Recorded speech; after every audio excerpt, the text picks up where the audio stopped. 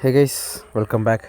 അപ്പോൾ നമ്മുടെ rear rack വെച്ചിട്ട് ഇതിൻ്റെ സെറ്റിങ്സ് എങ്ങനെയാണെന്ന് കാണിക്കാനായിട്ട് നമ്മുടെ വീഡിയോ കണ്ടിട്ട് പലരും പറഞ്ഞിട്ടുണ്ടായിരുന്നു.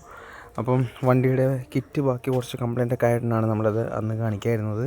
കിറ്റിൻ്റെ എല്ലാം മാറ്റേണ്ട സമയമായിട്ടുണ്ട്, എല്ലാം പൊട്ടിയേക്കിരിക്കുകയാണ്. അതുകൊണ്ട് നമ്മൾ അത്യാവശ്യം കുറച്ച് സൗണ്ടൊന്നും കേൾക്കാതിരിക്കാനായിട്ട് സ്റ്റിക്കറൊക്കെ വെച്ചിട്ടാണ് ഒട്ടിച്ച് വെച്ചേക്കുന്നത്.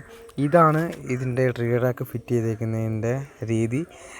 റിയർ റാക്കിൽ നമ്മൾ ഇവിടെയായിട്ടൊരു ഹോൾ ഇട്ടിട്ടുണ്ട്. നോർമൽ ഹോൾസ് ഇതാണ്, അതിന് പകരമായിട്ട് എവിടെയും 2 ഹോൾ ഇട്ടിട്ടുണ്ട്.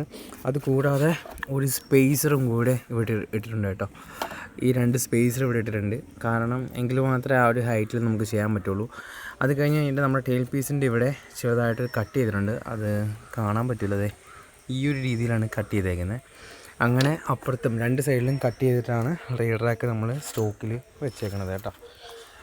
ബാക്കിലേക്ക് വരുമ്പോഴത്തേനുള്ള ലുക്ക് ഇതാണ്. എവിടെയും തട്ടിയിട്ടൊന്നുമില്ല, ഇങ്ങനെയാണ് വരുന്നത്. സൈഡിൽ സാഡിലിൻ്റെ ഇതും കൂടെ കൊടുത്തിട്ടുണ്ട്. അത് വരുമ്പം ബാക്കിൽ നിന്നുള്ള ലുക്ക് ഇങ്ങനെ ഒരു ഇൻഡിക്കേറ്റർ കാണാനായിട്ട് പറ്റും. ഈ സൈഡിലായിരിക്കും. ആ ഇൻഡിക്കേറ്ററിന് കുറച്ച് ലെങ്ത് ഉള്ളതുകൊണ്ട് കുറച്ച് അതിൻ്റെ അകത്തോട്ട് കയറിയിരിക്കും കേട്ടോ. അപ്പോൾ അത് വെട്ടം എന്തായാലും കാണാൻ പറ്റണുണ്ട്. പിന്നീട് ഫ്യൂച്ചറിൽ എന്തെങ്കിലും മാറ്റണമെന്നുണ്ടെങ്കിൽ മാറ്റി ചെയ്യാം.